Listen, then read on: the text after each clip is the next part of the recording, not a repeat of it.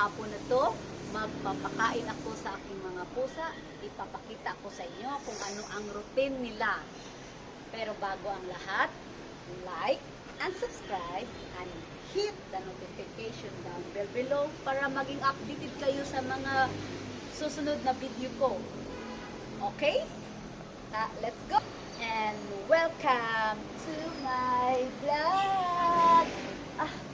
Pasok mga pusa!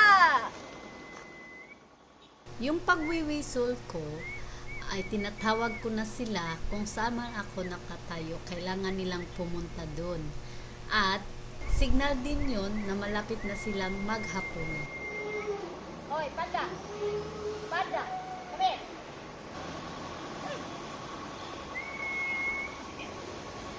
Punta dito mga pusa para makapag-oops at umihi. So, yun yung first routine nila for dinner time. Bago ang dinner, banding muna. Kailangan talaga nating maglaan ng panahon at oras na tawagin sila sa kanilang pangalan at himas-himasin at kausapin. Kasi talaga yung mga pusa, hindi yan madaling magtitiwala. Pero kung madalas mo silang kausapin, yung communication nyo ay napakadali at yung tiwala nila ay madali mong makuha. At dyan lalabas ang kanilang pagka-cute. Pang ang pusa ang nagmahal ay hindi talaga yan mawawala at nagiging stress reliever natin sila. Hello buddy! Hi buddy! Hello buddy!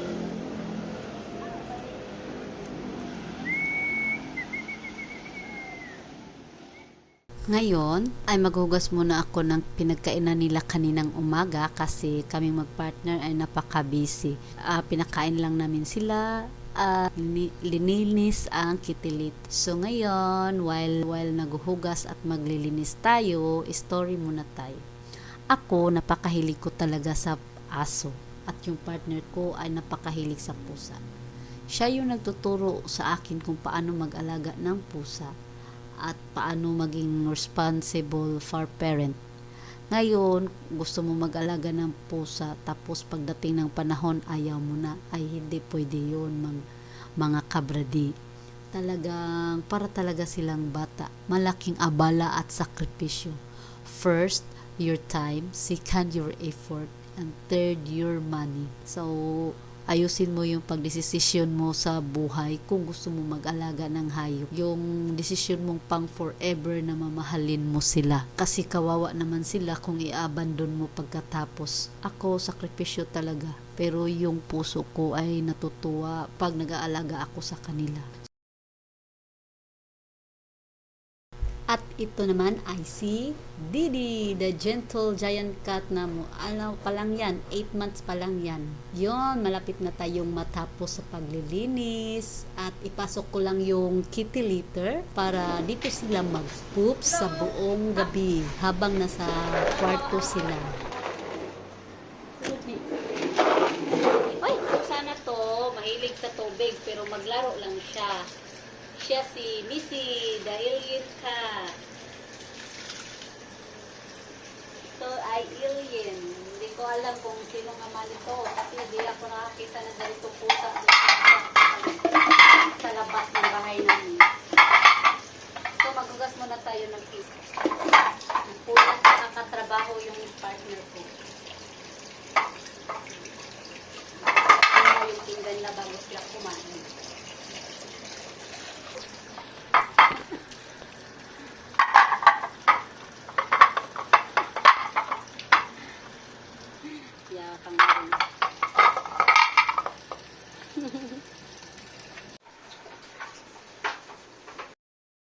Habang ako ay naghuhugas, naglalaro sa likuran ko. Mga cute, no? Sila pala ay magkapatid, si Light at si Glenn. Yung babae ay si Light, yung lalaki ay si Glenn. At yung isang yan ay si Curly. Kasi nga, yung balahibo niya ay kulot na kulot. So, mamaya-maya, isi-serve ko na yung pagkain nila. Pero bago ko sila ma-serve, pupunasan muna natin yung mga plato nila. Kasi ayaw kong gumamit na basa. At kukuha lang tayo ng 3 scoop na dry food at ihalo natin sa isang latang wheat food.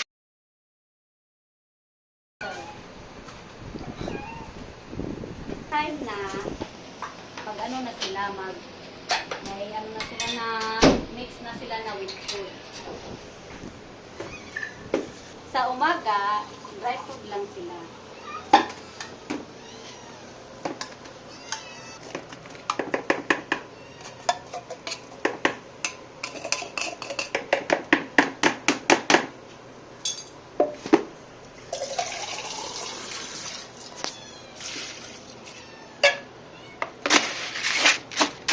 Halo lang natin yung pagkain para silang lahat ay makakakain. Ano daw?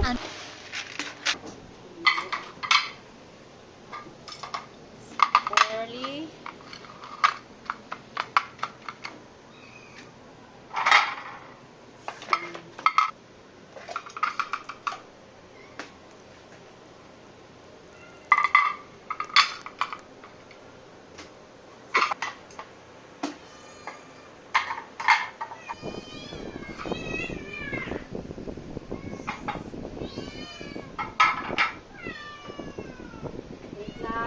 Hoy! 1, 2, 3, 4, 5, 6, 7, 8, 9, 10. Nakita nyo na, ang dami nila, di ba? So, ganyan sila kaingay pag maghanda na kami ng pagkain. Magbabangayan, magkakalmutan.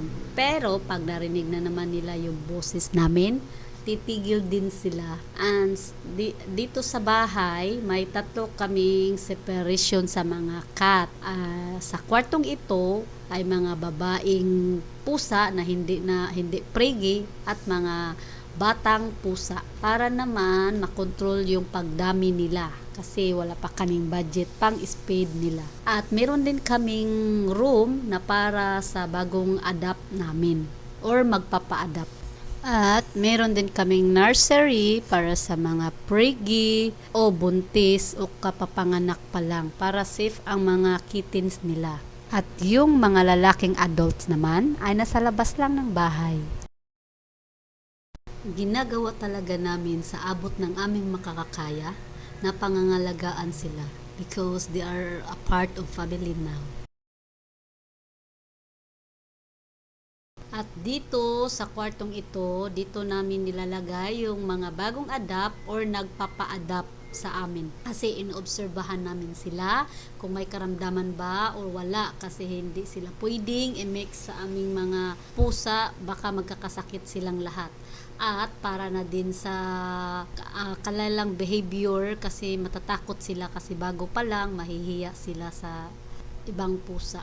Baka makalmot pa sila.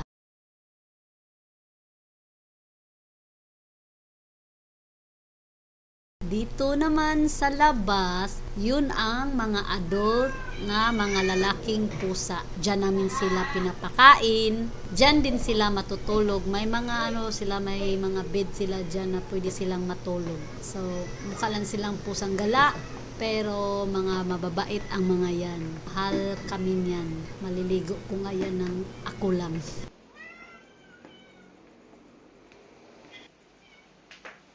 Jessica.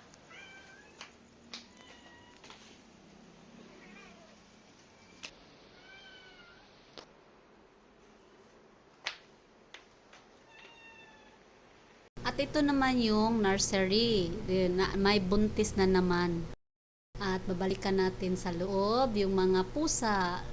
Look at them. Ang tahimik na nila. Busog na sila. Wala nang imik. Wala nang tarayan. Wala nang kalmutan. Gusto na nilang matulog ng mahimbing. Look at them. They're very tired now. Alien. Hello, baby. Hi, Bill. Hello, Rudy. Cheetah, the beautiful cheetah. Hello, Didi. My love, Didi. Hi, mga batang orangey. Hindi nyo tinapos yung pagkain nyo, ha? Hello, Orange, baby Orange. Good night.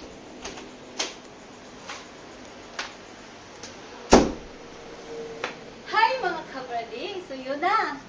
Yun na yun. Tapos na tayong magpakain ng mga pusa ko. So, nakita nyo na. Ang dami nila. And sana magustuhan nyo. And thank you for watching. Bye!